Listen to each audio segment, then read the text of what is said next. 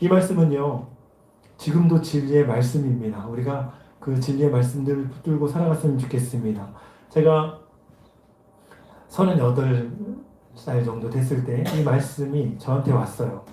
예, 집에 이제 대신방이 있었는데, 대신방 하는 그 기간에, 원래는 대신방 할 때는 거의 남자들은 예배에 참석을 안 합니다. 그런데 제가 예배에 참석을 했었는데요.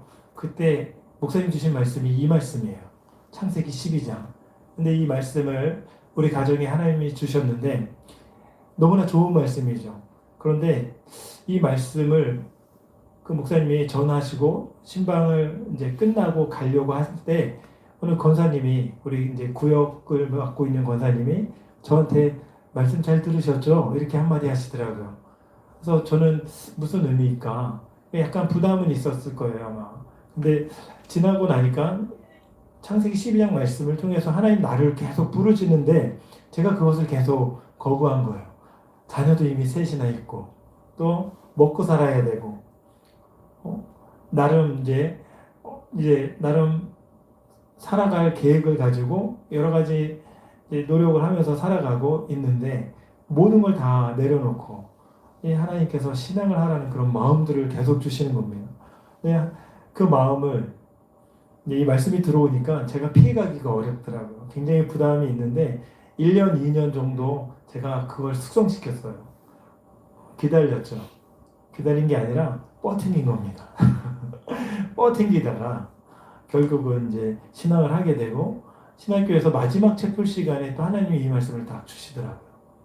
마지막 채플 시간에 어떤 목사님을 통해서 창세기 12장 1절부터 이 말씀을 그대로 제가 신학을 시작할 때 주신 말씀 그대로 주시고 또 전임 사역지를 나갔는데 전임 사역지에서 첫 번째 말씀이 또 이 말씀입니다. 하나님 이 말씀을 왜 계속 주실까? 그래서 그 안에서 하나의 은혜를 부어주셨는데 또 전임 사역지에서 사임을 하고 개척교회를 시작하는데 느닷없이 또 이 말씀이 딱 생각이 나는 거예요. 그러니까 중요한 인생의 터닝 포인트 그 가운데 하나님의 말씀을 창세기 12장 아브라함 말씀을 주는 아브라함 말씀. 여러분 이 말씀은요.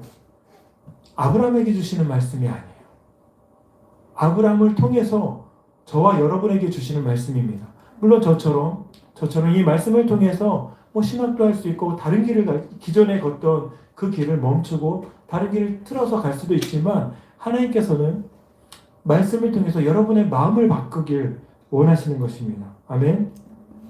지금 내가 붙들고 있었던 그 가치를 지금 다 기경하길 원하시는 거예요.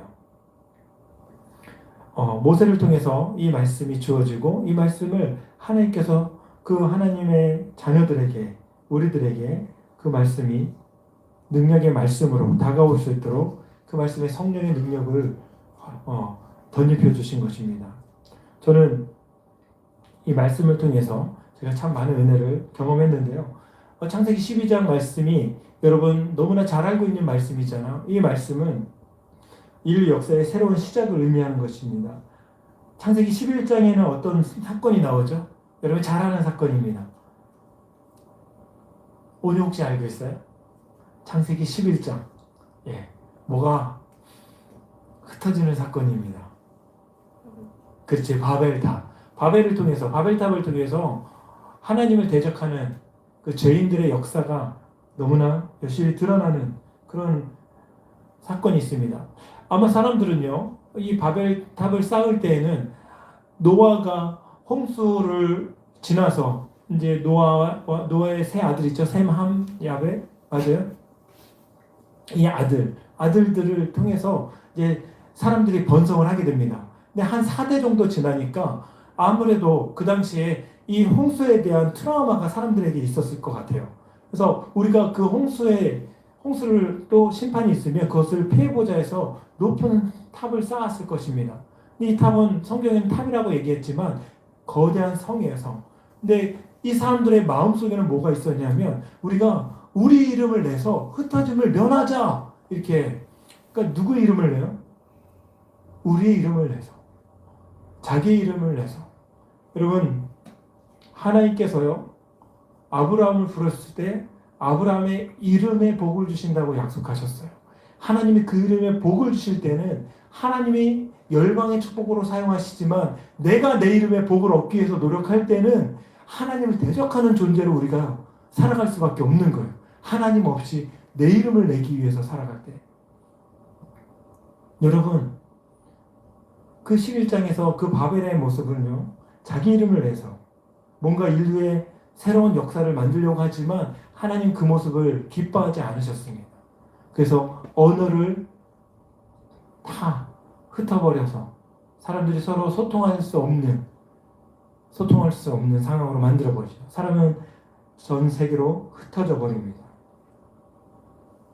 인류의 죄의 역사를 그냥 사람들이 모여서 하나님을 대적하는, 하나님을 끌어내리려고 하는 그 죄악을 하나님께서 원천 봉쇄하시고 그들의 언어를 바꾸셔서 다 흩어버리시는 거예요. 그런 다음에 12장에서 하나님께서 이 아브라함을 통해서 당신의 새로운 역사를 이루어 가시는 것입니다. 죄의 역사 속에서 정말 한치의 희망도 없어 보이는 그런 인류의 역사 속에서 하나님은 그 한 사람을 끄집어내서 하나님의 위대한 선한 역사를 이루어 가시는 겁니다. 아담의 죄, 가인의 죄, 하나님의 아들들의 죄, 노아의 둘째 아들 함의 죄, 그리고 바벨의 죄, 이 죄의 이야기 속에서 그 역사를 상세하고 그 역사를 상세하기 위해서 한 인물을 부르셔갖고 그 인물을 통해서 하나님 새로운 역사를 이루어 가시는 거예요. 그 사람이 아브라함입니다. 그런데요, 놀랍게도 이 아브라함이요, 엄청난 사명을 가진 그 사람의 모습이 아니었습니다. 오늘 성경에 보면 나이가 75세였대요. 근데 아브라함이요, 자식이 하나도 없는 불임 가정이었습니다. 족장 시대에 자식이 없는 거 여러분 상상하십니까? 우리는 상상 못해요. 지금은 아들, 딸 구별 안 하고 정말 하나만 낳아도 감지덕지. 출산율이 0.78%에서 뚝 떨어졌고 한 명도 아닌 그런 시대에 여러분 살아갑니다. 안 날려 그래요. 그런데요, 이 당시에는 자녀가 없으면 그게 그 저주였어요. 자녀가 없는 것. 왜냐면 대를 이어서 자기 유업을 이을 사람이 없다는 거예요. 족장시대에 유업을 이을 사람이 없는 거는요, 많은 사람들에게 부끄러운 그 자체입니다. 근데 그 상황 속에서 아브라함은 75세가 되었지만 불임 가정이었고, 또 그는 학자들은요, 우상을 만드는 사람의 가정에서 태어난 그런 사람이었다고 합니다. 그러니까 우상을 만들어서 팔았으니까 얼마나 부유했겠어요. 이게 부유함 뭐 그런 걸 하나님 보고 부르신 건 아니겠죠. 그런데 인간적으로 보면은 우리가 볼 때는 부를 수 있는 그런 조건이 없는 사람이었습니다. 여러분, 아브라함이 굉장히 대단한 믿음의 조상 그러지만 아브라함은 우리보다 더 결핍이 많은 사람이었어요. 그럼에도 불구하고 그 사람을 부릅니다. 새로운 하나님의 역사를 만들어야 할 인물, 그 인물을 우상의 도시에서 부른 거예요. 우상의 도시에서 선택하신 하나님 이해되지 않습니다.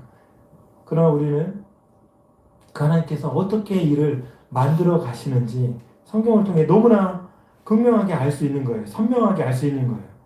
아브라함처럼 다 가진 것 같지만 결정적인 것, 그 하나를 채우지 못해서 고통받는 그 결핍의 사람, 그 사람을 하나님 부르시고 그 사람을 이끌어 가시는 하나님의 놀라운 은혜를 오늘 성경에서 알 수 있는 것입니다. 이 땅의 기준으로는요, 쓸모 있는 사람, 눈에 보일 때 명문대에 나온 사람, 그 사람이 쓸모 있는 것 같지만 하나님의 기준으로는요, 하나님이 부르는 그 사람이 쓸모 있는 사람입니다. 어떤 목사님 늘 그렇게 얘기하세요. 하나님의 의로운 일을 하시는 것이 아니라 하나님이 하시는 일이 의롭다 하시는 거예요. 여러분, 하나님이 이 아브라함을 부르셨으면 특별한 계획이 있는 것입니다. 창세기 12장에 그 우상의 도시에서 살고 있는 안락함과 평안함과 편안한 그 도시에서 살고 있는 이 아브라함을 부르십니다. 12장은요, 그 부르실 때 말씀을 따라간 그 한 사람을 통해서 인류의 새로운 역사를 시작하는 그 하나님을 만날 수 있는 것이죠. 하나님의 새로운 역사는 말씀 따라가는 사람을 통해 쓰여지는 것입니다. 아멘. 여러분, 말씀 따라가고 있습니까? 말씀 따라가시는 은혜가 있기를 소망합니다. 창세기 1장 12장 1절을 보니까 여호와께서 아브라함에게 이르시되 너는 너의 고향과 친척과 아버지의 집을 떠나 내가 내게 보여줄 땅으로 가라. 족장시대에 고향과 친척과 아버지의 집, 도저히 독립할 수 없는 그 관계로 엮여진 그런 분리될 수 없는 그런 상황입니다. 버리라는 것이 아니라, 관계를 뚝 끊으라는 것이 아니라, 그 제약의 도시에서 내가 토대를 두고 뿌리를 두었던 경제적인, 또 뭔가 정치적인, 또 뭔가 자신이 가지고 있던 그 토대에서 나오라는 거예요.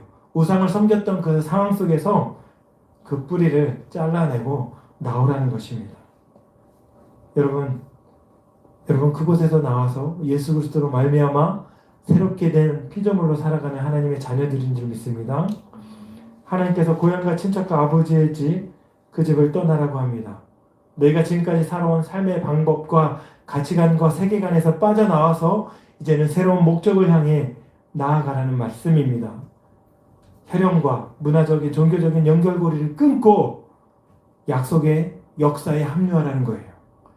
아버지 집에서는 불임이 저주가 되지만 약속 안에서는 불임이 약속을 이루는 믿음의 씨앗이 될 수 있는 것을 하나님이 알려주신 것입니다. 내가 살기 위해 부여잡고 있던 그것을 빠져나와서 정말 참 생명, 그 생명을 붙들라는 거예요. 예수를 믿었습니다. 여러분 예수님을 믿고 계십니까? 주님을 믿었지만 이전의 삶의 방식에서 아직도 떠나지 못하고 있다면 여러분 거기에서 나오세요. 우리가 편법과 불법의 그 사다리에서 아직도 멈춰 있다면 내려오시는 은혜가 있기를 소망합니다. 살다 보니까요. 너무나 편법이 많더라고요. 제가 여러 가지 예배당을 준비하고 또 예배당을 또 준비하면서 개인적으로 뭔가 계약을 맺을 일이 많이 있었고 또 뭔가 서류를 쓸 일이 굉장히 많았습니다. 그런데 부동산에서 이제 소개하시는 분들이 참 많잖아요. 여러 군데 많이 돌아다니잖아요. 근데 이분들이 굉장히 유리한 쪽으로 다 얘기를 하는 거예요. 그러면 제가 얘기합니다. 제가 목사입니다. 제가 목사인데 제가 그렇게 한번 해버리면 그거는 좀 그런데요. 저는 절대로 편법하지 않습니다. 그러면 편법하지 않으면 손해보는 게 있어요. 왜냐면 세금을 아낄 수 있고 뭘 아낄 수 있고 더 뭔가 얻을 수 있는데 정말 그 큰 금액을 포기하더라도 목사를 드러내는 순간 나는 하나님과 연결된 하나님의 사람으로 그 사람은 아는 거예요. 그렇기 때문에 그 사람은 예수를 믿지 않아도 제가 고백하는 거예요. 제가 목사이기 때문에 저는 절대로 편법하지 않겠습니다. 그러면 그분은요. 그 다음부터는 합법 내에서 모든 걸 진행하게 됩니다. 여러분 예수를 믿는다는 건 굉장히 불편합니다. 그러나 불편하지만 때로는 넘어질 때도 있어요. 그러나 우리가 다시 일어날 힘을 얻고 이전의 삶의 방식과 가치관에서 떠날 수 있는 그런 힘이 있는 것이죠. 아브라함이 그렇게 떠난 거예요. 떠난 그 아브라함에게 하나님이 말씀하시는 겁니다. 너는 뭐가 돼요? 너는 복이 될지라. 너는 복이 될지라. 2절 말씀을 보니까 내가 너를 큰 민족을 이루고 내게 복을 주어 내 이름을 창대하게 하리니 너는 복이 될지라. 우리 서로 축복합니다. 당신은 복이 될 것입니다. 당신은 복이 될 것입니다. 다시 고백할까요? 당신은 복입니다. 당신은 복입니다. 시편 1편에 복 있는 사람은, 물론 거기서 복과 여기서 복은 다른 단어가 사용되었지만 여러분 복이 있는 사람입니다. 아멘. 바벨탑을 쌓으면서 자기 이름을 세상에 내려 할 때는 하나님께서 그들을 흩으셨습니다. 그런데요, 하나님께서 그 이름을 창대하게 하실 때 흩어짐의 고통이 아니라 땅에 충만한 복을 주시는 거예요. 땅에 충만한 복. 여러분이 이 땅에 충만한 하나님의 복으로 가득 차길 소망합니다. 내가 너로, 이 말씀은요, 복이 어디서부터 오는지 그것을 분명하게 보여줍니다. 참된 복은 위로부터 주어지는 거예요. 밑에서 만들어서 위로 올라가는 것이 아닙니다. 여러분 성도가 귀한 것이 무엇인지 아십니까? 위로부터 그 성도가 주어진 복이라는 거예요. 우리가 노력하고 애써서 얻은 뭔가 세상의 직분, 지위가 아니라는 거예요. 그래서 성도라는 직분이 지위가 가장 여러분에게 귀한 것입니다. 위로부터 주어진 거예요. 내가 너로 큰 민족을 이루어 내게 복을 주어 내 이름을 창대하게 하리니 너는 복이 될지라. 하나님이 아닌 자기 공로로부터 시작되는 그런 모든 말들 우리 입에서 사라지길 소망합니다. 하나님이 하셨습니다. 하나님이 주셨습니다. 물론 우리에게 주신 자유의지와 여러 가지 노력, 많은 일들을 감당할 수 있는 능력을 주셨습니다. 그것이 내 인간 능력이 아니라 하나님께서 주셨음을 고백하는 그 은혜가 있길 소망합니다. 하나님께로부터 주어진 거예요. 하나님을 얻고 인간의 수고와 노력이 그 은혜의 자리를 대체한다면 하나님이 슬퍼하시는 것입니다. 여러분에게 말하는 거예요. 너는 복이 될지라. 아브라함이요, 복의 표본이 될 것이라는 것입니다. 아브라함이 복이 된다는 것, 그것은요, 아브라함의 족보에 온 인류의 구원자이신 예수 그리스도가 탄생하신다는 의미입니다. 복음의 시초가 될 것이라는 것입니다. 3절에 보니까 너를 축복하는 자에게는 내가 복을 내리고 너를 저주하는 자에게는 내가 저주하리니 땅의 모든 족속이 너로 말미암아 복을 얻을 것이라 하신지라. 땅의 모든 족속. 여러분 족장시대에요. 족속, 땅의 모든 민족, 모든 족속, 이 비전이 확대되는 것을 누가 알 수 있겠습니까? 족장시대 때. 그러나 하나님은 아브라함 한 사람을 부를 때 모든 민족을 같이 생각하신 거예요. 한 사람은요, 그 한 사람을 위해서 부른 것이 아니라 이 모든 민족을 위해서 부른 겁니다. 여러분 한 사람을 부를 때요, 나만 위대한 하나님의 사람으로 불렀다고 하면 굉장히 착각인 것이죠. 여러분 한 사람을 부르신 이유는 더 많은 사람들에게 복이 되게 하기 위해서 부르시는 거예요. 나를 부르신 이유는 수많은 사람에게 복이 되게 하기 위해서. 이것이 성도의 정체성이에요. 한 사람은 한 민족을 대표할 수 있는, 복을 줄 수 있는 통로가 되는 놀라운 역사가 이 성경에 기록되어 있는 거예요. 그래서 한 사람의 가치는 거저 주어진 가치가 절대로 아니라는 것이죠.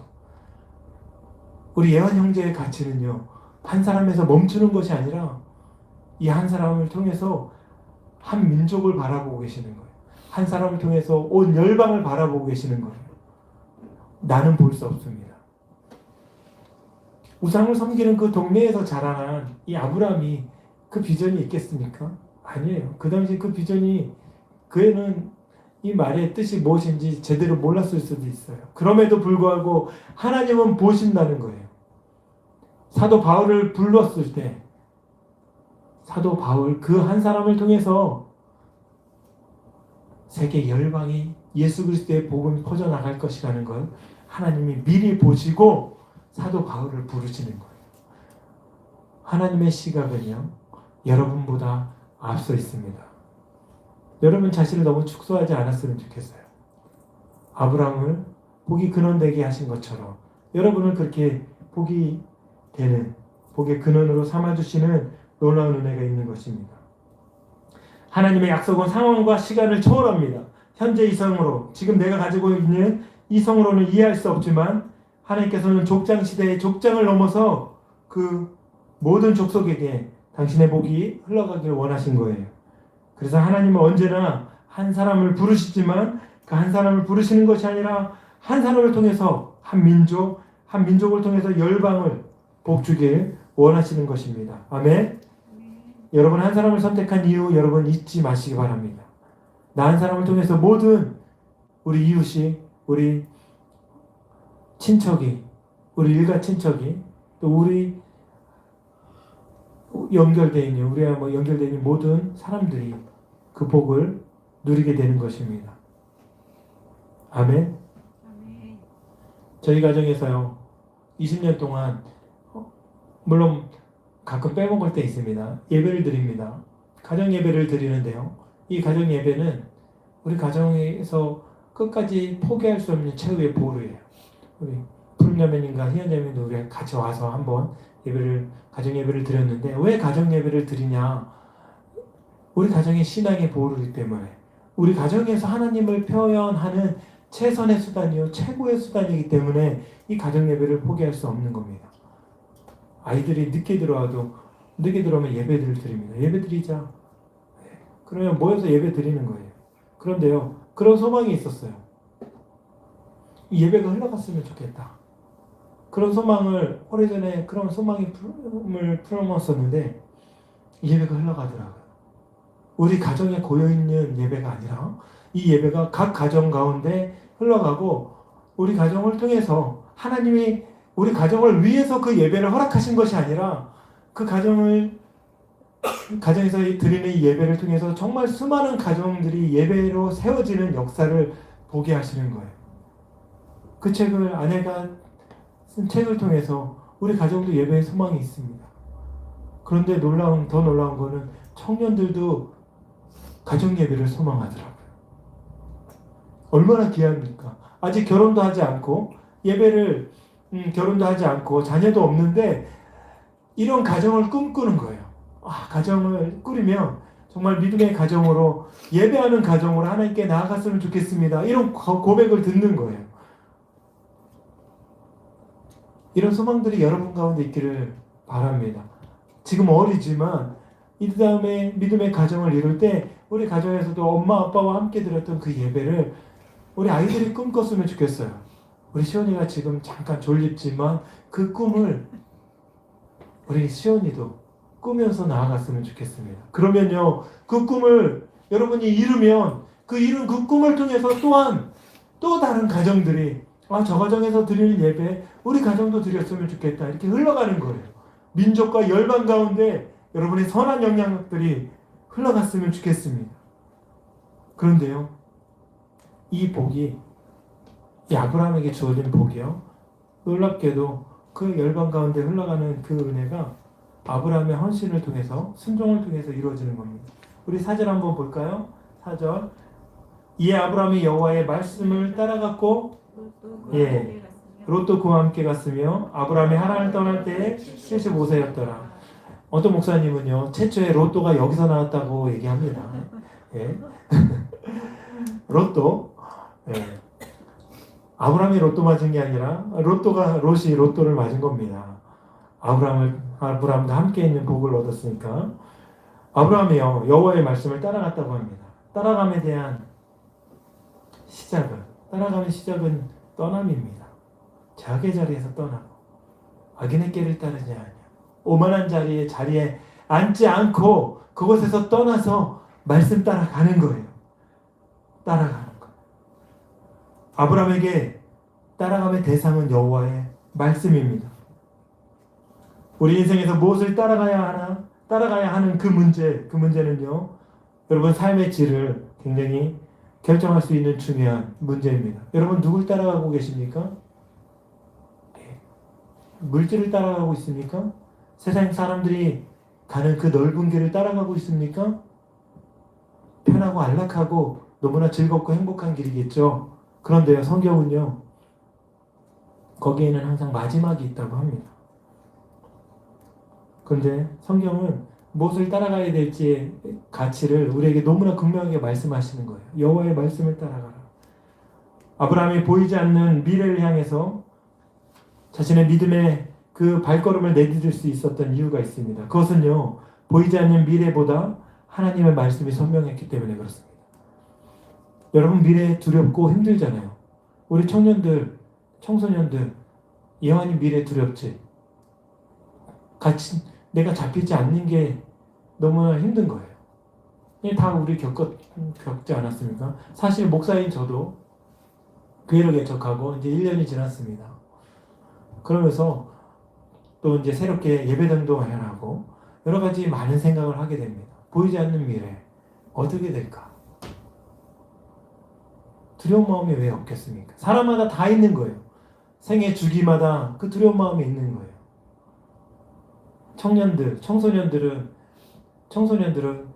또 학업에 대한 또 이후에 어떤 진로를 결정해야 되나? 아직까지 내가 진로가 없어요. 옆에 보면은 진로도 다 정해서 너무나 열심히 해서 어떤 친구들은 많은 사람들이 부러워하는 그런 대학도 들어가는데 어떤 친구들은 지금도 내가 이것을 해야 될지 말아야 될지 또 앞으로 나는 어떻게 돼야 될지 또 비빌 언덕도 없어요. 부모가 목회자야. 개척교회 목회자. 예, 어떤 개척교회 목사님이 수련회에 와서 자기네 아빠가 거지였대요. 자기네 아빠가 이제 개척교회 하시는 목사님이었는데, 예, 그러면서 우리 아이들이 참 많은 위로를 받더라고요. 그분은 너무나 지금 은혜를 많이 받고 정말 유명하게 멋지게 쓰임받는 청소년 사역자신데 그런 얘기할 때 은혜를 많이 받더라고요. 저희 아이들이. 그런데요, 보이지 않는 미래 때문에 힘들잖아요. 그런데 여러분, 미래가 여러분의 삶을 결정하는 것이 아닙니다. 성경은요, 그 미래가 정말 선명하게 보이면 보일수록 우리가 하나님을 떠나가는 거예요. 유럽의 교회들이 왜 무너지고 청년들이 왜 떠나갔냐, 이게 뭐 모든 근거가 될 수는 없지만 저는 어느 정도 근거로 삼을 수 있다고 합니다. 예측 가능한 미래가 되면서 청년들이 교회를 떠나기 시작했대요. 두려우면 두려울수록 무엇을 붙드는 게 사람의 모습입니까? 선명한 하나님의 말씀을 붙드는 거예요. 내게 주어진 이 귀한 말씀, 진리의 말씀, 능력의 말씀. 아브라함은요, 언제까지 말씀을 따라가는지 아십니까? 우상을 다 끊어버릴 때까지, 지금의 모든 삶의 토대를 다 끊어버릴 때까지 그 말씀을 따라간 거예요. 그 말씀이 더 선명했기 때문에. 내가 지금 생명처럼 부여잡고 있던 내 삶의 가치, 그거보다 더 귀한 말씀이기 때문에 그 말씀이 선명하게 나에게 훅 들어온 거예요. 하나님이 말씀하실 때 그 말씀이 여러분 안에 들어가길 소망합니다. 여러분, 그 마음을 깨트리시고 그 마음을 마음으로 받았으면 좋겠습니다. 이미 여러분 안에 있는 능력의 말씀, 그 말씀의 가치는요, 한 구절 한 구절이 내가 너를 사랑한다, 내가 너를 사랑한다, 이렇게 말씀하시는 주님의 음성으로 듣기를 소망합니다. 그래서요, 아브라함이 말씀을 따라갔대요. 따라간 이유는 보여줄 땅으로 가라고 하셨는데, 보여준 땅도 아니고 보여줄 땅이래요. 그 땅이 여러분 가나안 땅인지 다 아시지 않습니까? 아직 밟지 않은 그 땅입니다. 그러나 그 땅 이전에 하나님의 말씀이 너무 선명했기 때문에 안 갈 수 없는 거예요. 그 말씀이 내 마음에 너무나 강렬하게 부딪히기 때문에 안 갈 수 없는 거예요. 그래서 여러분, 미래가 보이지 않는다고, 불투명하다고, 내가 지금 꿈이 없다고 두려워하지 말고 너무 낙심하지 마세요. 여러분 안에 말씀이 있기 때문에 여러분 오늘도 이겨나갈 수 있는 겁니다. 오늘도 그냥 떠날 수 있는 거예요. 아멘. 아멘. 놀라운 능력의 말씀이 여러분 삶을 이끌어 주시는 것입니다. 말씀을 가장 의지하는 법, 그 법을 가장 두려운 시기에 배울 때예요. 그 말씀 붙들고 나아가는 것입니다. 미래가 선명하게 보인다고 해서 여러분 미래가 밝은 게 아닙니다. 지금 전공을 정확하게 정했다고 해서 여러분 미래가 밝은 게 아니에요. 지금 말씀 붙들고 있는 하나님의 자녀들이 그 미래가 밝은 줄로 믿습니다. 여호와의 말씀을 여러분 따라갔으면 좋겠어요. 성경에는 모든 사람들이 말씀을 따라가지는 않았습니다. 여러분 보세요. 마태복음 19장 보면 부자 청년이 나옵니다. 예수님, 저는 이런 것들을 어릴 때부터 다 지켰습니다. 말씀을 다 지켰어요. 십계명도 다 지켰어요. 근데 예수님이, 그래, 네가 한 가지 부족한 게 있다. 너에게 있는 모든 재산을 다 팔고 나를 따라가라. 청년이 심히 근심하면서 따라갑니다. 왜?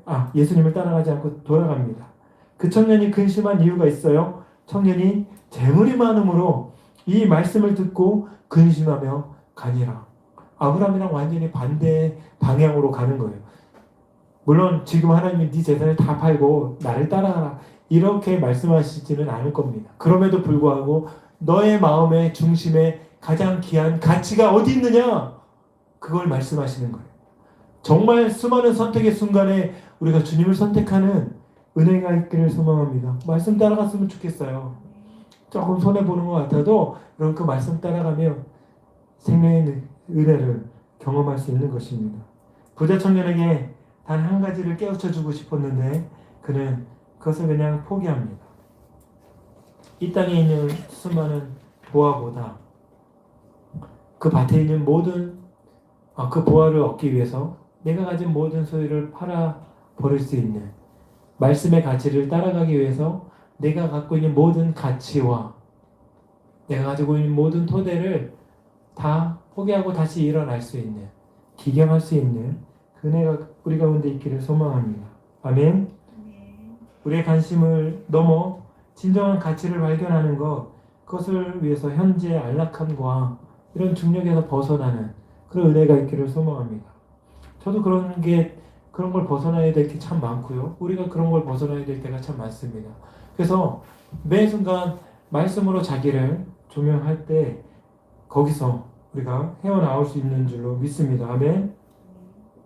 우리가 성경과 경험을 통해서 알 수 있는 것은요, 우리 인생에 하나님은 꼭 한 번은 테스트 하시더라고요. 그 테스트는 자기가 정한 순종의 범위, 그 범위를 넘어서야 하나님이 인정하시더라고요.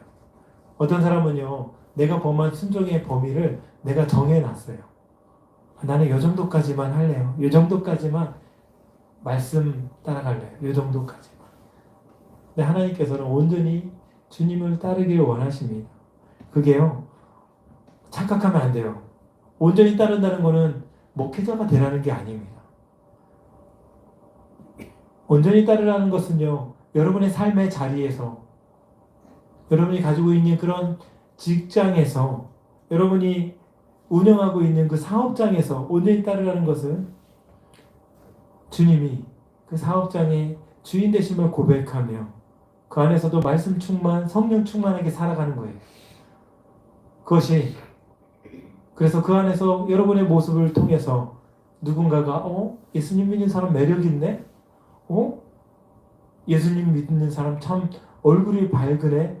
예수님 믿는 사람, 교회 다니는 사람이 저렇게 인정이 많네? 그러면서 매력 있는 그리스도인으로 하나님 앞에 살아내는 거예요. 그러다 보면 나도 예수님 한번 알고 싶어요. 고백할 때 전도하는 겁니다.